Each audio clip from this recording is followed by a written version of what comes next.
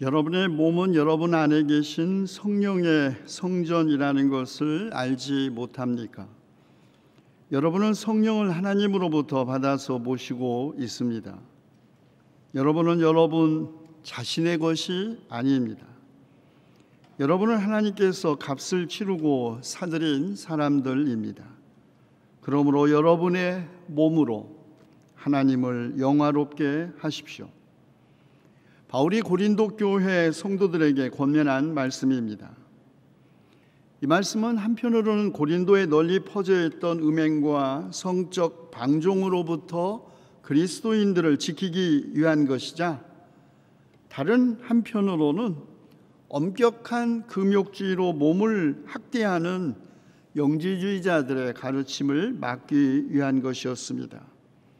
방종주의와 금욕주의, 인간의 몸에 대한 이 두 가지 상극적인 태도, 영지주의의 물질에 대한 경신은 때로는 나는 모든 것을 할 자유가 있다는 도덕적 무관심주의로, 그리고 때로는 엄격한 금욕주의로 이끌었던 것이죠.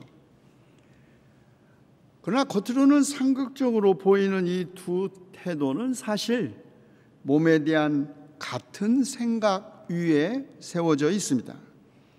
그것은 우리의 몸이 내 자신의 것이고, 그러므로 자기 것을 자기 뜻대로 자유롭게 사용하는 것이 아무런 문제가 될 것이 없다는 생각입니다. 특히 영적 체험을 통하여 신적인 지혜를 얻은 영지주의자들에게 몸은 억압되어야 할 대상이거나 아니면 어떤 도덕률에도 속박되지 않는 자유로운 것이었습니다. 고린도 사람들의 이런 태도, 고린도의 역사와 무관하지 않습니다. 고린도는 지금의 그리스 본토와 펠레포네소스를 연결하는 지역의 서남단에 있습니다. 토지는 비옥하지 않았지만 남북으로 육지와 연결되어 있고 동서양 옆구리로 바다를 끼고 있어서 고린도는 그리스 시대에도 언제나 매우 중요한 전략적 또 경제적 요충지였습니다.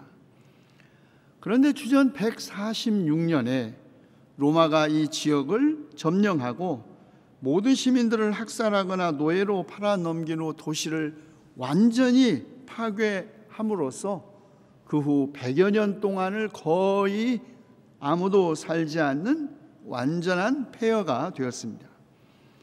그러다가 주전 44년 율리우스 카이사르의 이름을 따서 로마의 식민지로 재건하게 된 것입니다. 이로써 고린도는 로마 제국 문화의 중심지로서 그리스, 헬레니즘 문화가 지배하는 그 한복판에 새로운 로마 제국 문화를 심어놓은 것이죠. 카이사르 아우구스투스는 이 지역을 군사적으로 안정시키기 위해서 수많은 로마의 가난한 농민들과 해방된 노예들을 집단 이주시켰습니다. 대부분의 로마 식민지들은 퇴역 군인들을 정착시켰는데 고린도로 보내진 모든 거의 대부분의 사람들은 로마의 도시 빈민 출신 영세한 농민, 특별히 점령당했던 소아시아와 시리아와 유대와 그리스에서 정복당한 노예들의 후손들로 구성되었던 것입니다.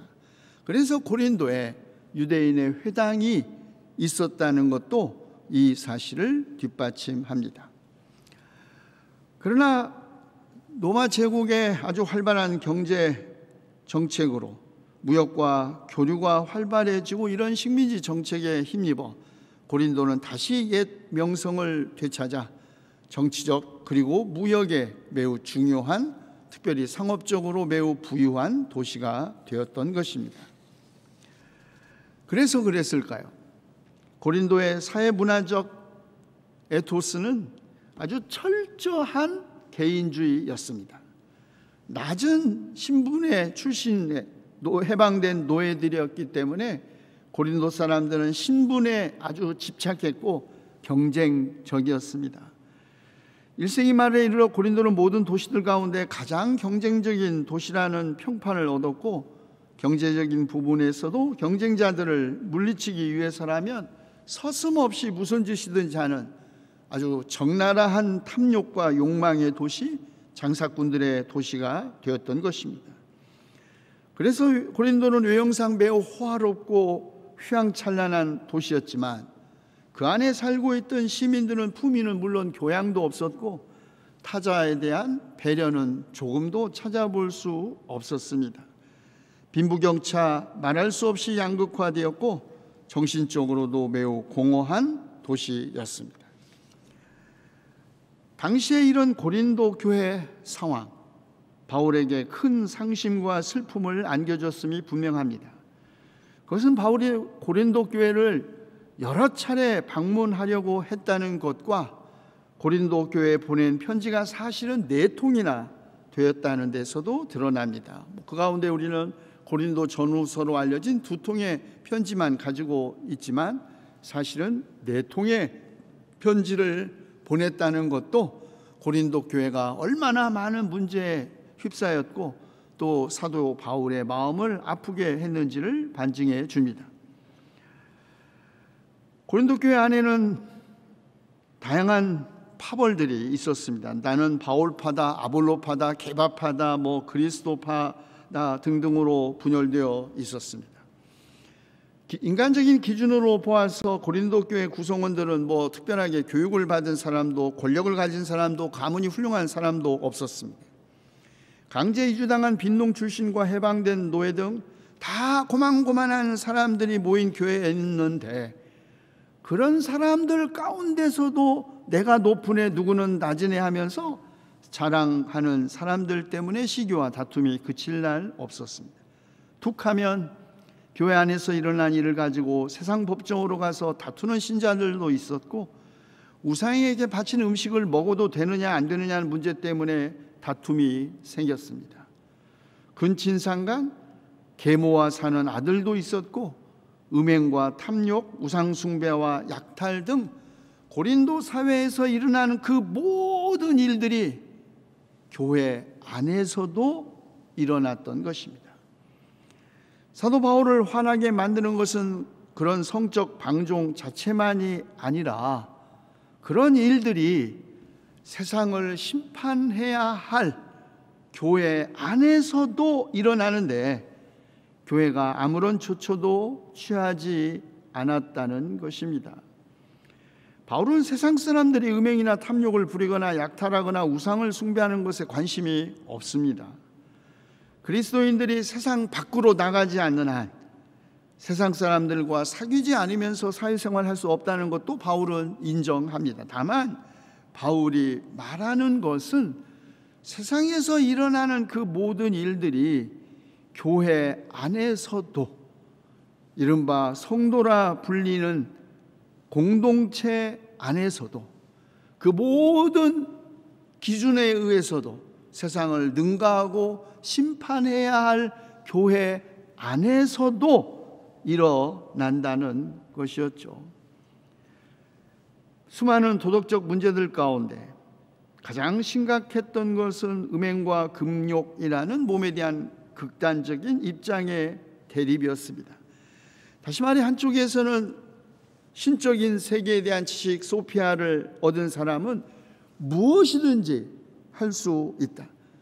또 무엇을 하든지 허용된다는 생각에 당시의 모든 관습적인 도덕률을 무시하는 사람들이 있었습니다. 이들은 모든 것이 나에게 허용되어 있다. 내가 내 소유를 가지고 내 마음대로 해도 상관없다고 생각했습니다. 특별히 자신의 몸은 자기에게 속한 것이니 내 몸을 내 마음대로 하는 것이 자유라고 주장하면서 음행을 정당화하는 사람들이 있었던 것이죠. 일종의 자유방임주의라고 할 수 있겠습니다. 이런 사람들에게 바울은 다음과 같이 말합니다. 모든 것이 허용된다고 사람들은 말하지만 모든 것이 다 유익한 것은 아닙니다. 모든 것이 다 허용된다고 사람들은 말하지만 모든 것이 다 덕을 세우는 것은 아닙니다. 아무도 자기의 유익을 추구하지 말고 남의 유익을 추구하십시오. 바울의 관심은 공동체의 연대 그리고 상호 호혜였습니다.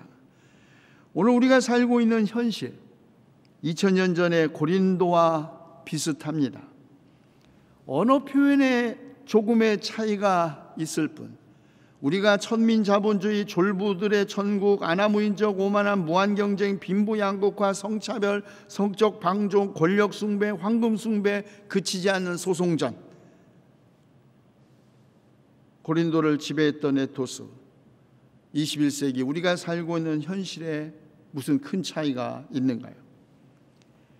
마찬가지로 바울이 제시했던 해결책, 곧 공동체의 연대와 상호 호혜도 어쩌면 예나 지금이나 가장 현실적인 해답이라고 생각됩니다.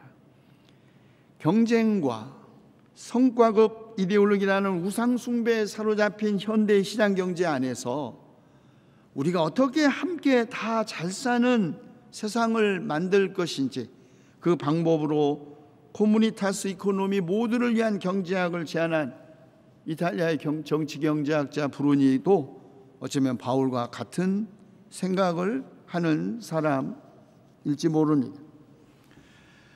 그러나 다른 한편으로는 고린도에 또 엄격한 금욕주의를 주장하면서 육체를 억압하는 사람들도 있었습니다. 음식은 배를 위한 것이고 배는 음식을 위한 것이지만 하나님은 이것도 저것도 다 없애버릴 것이다 하면서 음식과 육체 모두를 부정하는 극단적 금욕주의자들이 그들이었습니다. 고린도 사람들에게 몸은 참 자아, 영혼 또는 영으로부터 분리된 열등한 존재의 차원이었던 반면에 바울에게 몸은 언제나 전체로서의 한 인격 그리고 자아를 의미했습니다. 바울은 그의 편지에서 매우 의도적으로 육과 몸을 분리하여 말하는데, 그것은 그가 육체를 표미하거나 열등한 가치를 가진 존재로 여겼기 때문이 아닙니다. 바울은 우리의 육체가 물질이기 때문이 아니라 그것이 하나님께로부터 벗어나 인간 중심적인 삶을 영위하기 때문에 타락한 인간의 본성을 의미한다고 한 것입니다. 바울은 인간을 육체와 영혼, 사멸할 세상 안에서의 삶과 영원 불변한 영적 삶을 분리하지 않습니다.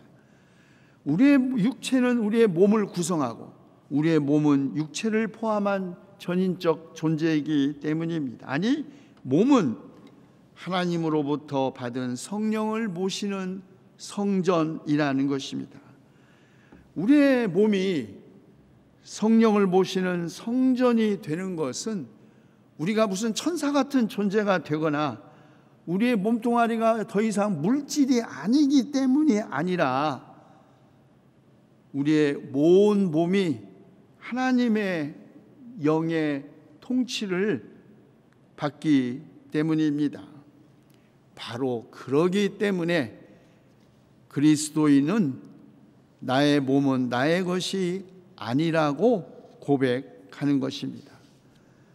소유권이 내 자신에게가 아니라 우리를 값을 치르고 사신 분, 곧 자기 목숨을 바쳐 사신 예수 그리스도에게 있다는 것이죠.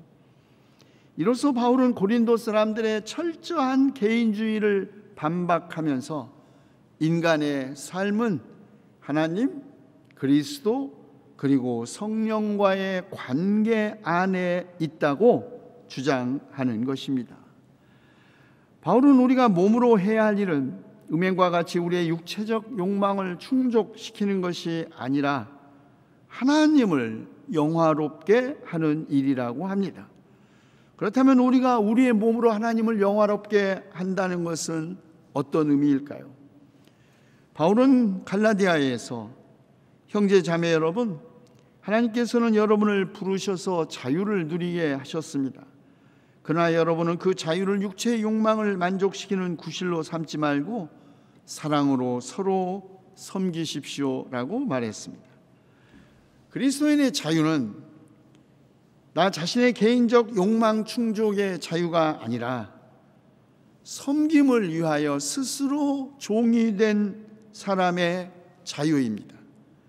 그래서 바울은 고린도 교회에 보낸 같은 편지에서 나는 누구에게도 얽매이지 않은 자유로운 몸이지만 많은 사람을 얻으려고 스스로 모든 사람의 종이 되었습니다 라고 말할 수 있었던 것입니다.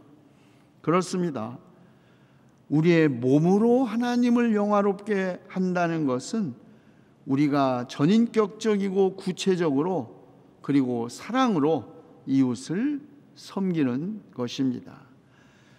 사도 바울은 스스로 사도의 권리를 포기하면서 고린도 교회를 향해서도 그들의 자유에 대한 권리를 포기하라고 호소한 것입니다. 우리는 일반적으로 권리의 포기는 약한 사람들이나 끈기가 없는 사람이나 끈질기지 못한 사람들, 자기 주관이 뚜렷하지 않은 사람들이 취하는 비겁한 태도라고 흔히들 생각합니다. 그러나 바울에게 권리의 포기는 역설적으로 오직 진정으로 강하고 관대한 사람, 무슨 일이든지 모든 것을 하나님의 영광을 위하여 하는 사람만이 취할 수 있는 태도라고 하는 것입니다. 우리는 우리 자신의 것이 아니다, 이 주장, 단지 육체를 욕망 충족의 수단으로 여기고 자유를 방종과 동일시하는 것에 대한 반대가 아닙니다. 우리의 몸은 성령이 거하시는 성전이라는 주장, 금욕주의를 강요하는 것도 아닙니다. 우리는 우리의 자신의 것이 아니다, 이 말은 우리의 몸은 하나님과 이웃과 자연과의 관계 안에 있다는 것을 인정하는 태도입니다. 장혜익 교수님의 주장처럼 우리의 삶은 온 생명 안에 속해 있고 생명의 그물망에 상보적, 상생적으로 연결되어 있다는 뜻이기도 하죠. 오늘 1월 20일이면 우리나라의 코비드19 확진자가 최초로 나온 지 꼭 1년이 돼갑니다. 그런데 어제 현재 전 세계 총 감염자가 누적 9,400명을 넘어섰고 목숨을 잃은 사람도 200만 명을 넘어섰다고 집계되었고 우리나라의 총 누적 감염자는 7만 1,820명, 사망자는 1,236명이었습니다.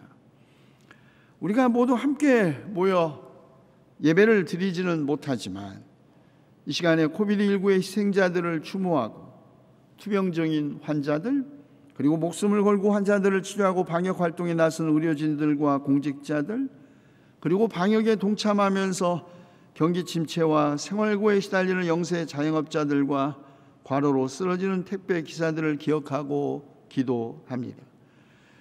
코비드19와 같은 이른바 인수 공통 감염병과 기후위기는 발전과 개발이라는 이름으로 자행된 자연 파괴에서 비롯된 것이고 이것은 오만한 인간 중심주의 결과인 것이 분명합니다. 인간이 하나님으로부터 자유로워지려고, 인간이 스스로 자신의 운명의 주인이 되려고 했을 때 인간은 죽음과 함께 지배하는 죄의 노예가 되었다는 것이 바울의 주장입니다. 인간이 하나님과 자연과의 관계를 파괴하고 자유를 무책임한 방식으로 행사하는 것은 결국 모든 피조물의 파멸로 인도할 것입니다. 내 몸이니까 내 맘대로 할 수 있다거나 내 것 가지고 내 맘대로 하는데 누가 상관이냐는 이 오만한 태도, 오만한 자유, 처음에는 자기 자신의 몸을, 나아가 생명의 관계망을, 그리고 마침내 하나뿐인 지구 행성을 파멸시킬 것입니다. 하나뿐인 지구를 살리고 파괴된 인간과 자연의 관계, 분열된 인간과 인간의 관계를 치유하고 회복하는 길은 우리 몸이 우리 자신의 것이 아니라는 것을 인정하는 겸손에 있습니다. 그리고 이 겸손, 인간에게 배꼽이 있다는 사실보다 더 현실적인 증거는 없습니다. 그래서 인도의 물리학자이자 100만 명의 농부들과 유기농 농사를 일으키고 있는 반다니 시바는 에고에서 에코로 이 길을 제시합니다. 에고는 가장 궁극적인 자기중심적 사고이고 스스로와 타인을 분리하면서 탐욕이 한정없이 자라게 합니다. 그러므로 탐욕으로 움직이는 이 자기중심적 세상, 에고센트릭 월드에서 나와 지구의 삶을 평화로 영위하는 생태중심 세상, 에코센트릭 월드로 나아가야 한다는 것이죠.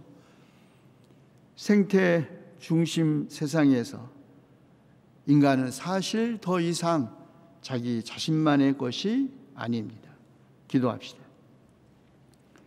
주님의 목숨으로 값을 치르고 우리를 사셔서 우리를 주님의 자녀로 삼으셨으니 우리는 더 이상 우리 자신의 것이 아니고 오직 주님의 것입니다. 우리의 몸을 성령의 성전으로 삼으신 주님, 우리가 우리 몸으로 주님을 영화롭게 할 수 있도록 병든 우리 몸을 치유해 주시고 파괴된 인간과 자연의 관계를 회복시켜 주시옵소서. 우리 주 예수 그리스도의 이름으로 기도하옵나이다. 아멘.